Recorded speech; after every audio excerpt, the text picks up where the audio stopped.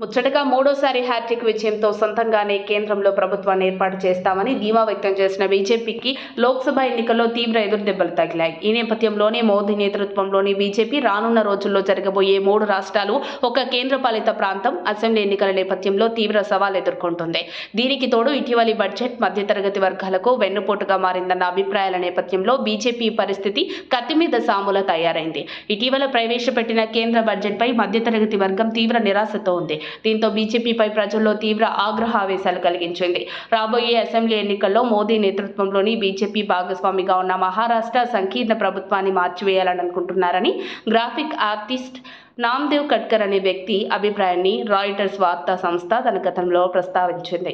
ఆయన స్టాక్ మార్కెట్లో పెట్టుబడులు పెడుతుంటారు. నేను సంపాదించుకునే ఆదాయానికి అధికంగా పన్నులు చెల్లించాల్సి వస్తుంది. కష్టపడి సంపాదించుకున్న సొమ్మును పోగొట్టుకోవడమే ఇదని ఆయన అన్నారు. ఈసారి ఎవరికి ఓటేయాలనేది ఇంకా నిర్ణయించుకోలేదు. కానీ బీజేపీకి మాత్రం ఓటేనని ఆయన ఘంటాపథంగా చెబుతున్నారు. దీంతో అసెంబ్లీ ఎన్నికల్లో కలిగే నష్టాలు ప్రధానిగా మోదీ హోదాను ప్రభావితం చేయకపోవచ్చు. అయితే లోక్సభ ఎన్నికల్లో ఆ పార్టీ మెజార్టీ సాధించలేకపోయినా మోదీ నాయకత్వ పటిమ, చరిష్మాపై కొత్త సందేహాలను లేవనెత్తే అవకాశం లేకపోలేదన్న చర్చ నడుస్తోంది.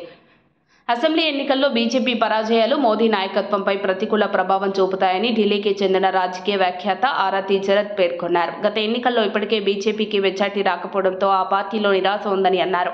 అదే సమయంలో అసెంబ్లీ ఎన్నికల్లో విజయాలు ఎగువ సభలో బలాబలాలను ప్రభావితం చేస్తాయి. ఇప్పటికే బీజేపీకి ఎగువ సభలో తగినంత మెజారిటీ లేదు. ఎన్డీఏ, ఇండిపెండెంట్లు, ఇతర సభ్యులపైనే బీజేపీ ఆధారపడుతున్న పరిస్థితి ప్రస్తుతానికి ఉంది. ఈ క్రమంలోనే మహారాష్ట్ర, హర్యానా, జార్ఖండ్తో పాటు కేంద్రపాలిత ప్రాంతంగా ఉన్న జమ్మూ కాశ్మీర్ అసెంబ్లీలకు ఏడాది సెప్టెంబర్ నుంచి ఎన్నికలు మొదలు కానున్నాయి. ఈ సందర్భంలోనే లోక్సభలో మాట్లాడిన ప్రతిపక్ష నేత రాహుల్ గాంధీ సైతం మధ్యతరగతి అంశాన్ని ప్రస్తావించారు. ఈ బడ్జెట్కు ముందు వరకు మధ్యతరగతి ప్రజలు బహుశా ప్రధానమంత్రికి మద్దతుగా ఉన్నారేమో, కానీ ఈ బడ్జెట్తో మీరు వారికి వెన్నుపోటు పొడిచారు. ఇది విచారకరమైంది. అయినా దీనిలో ఒక నిగూఢ లాభం కూడా ఉంది. ఇప్పుడు మధ్యతరగతి వర్గం ప్రజలు మిమ్మల్ని వదిలేసి మా పక్షాన చేరుతున్నారని రాహుల్ వ్యాఖ్యానించారు. దేశవ్యాప్తంగా గతంతో పోలిస్తే బీజేపీ ఇప్పటికే మూల్యం చెల్లించుకుంది. ఇది ఇంకా దారుణంగా, వేగంగా పతనం అయ్యేందుకు అవకాశాలు అధికంగా ఉన్నాయని అమితాబ్ తివారీ వ్యాఖ్యానించారు. మరిన్ని అప్డేట్స్ కోసం మా కాయ్ టీవీని సబ్స్క్రైబ్ చేసుకోండి. మా వీడియో కనుక మీకు నచ్చినట్లయితే లైక్ చేయండి, షేర్ చేయండి. మీ విలువైన అభిప్రాయాలను కామెంట్ బాక్స్లో తెలియజేయండి.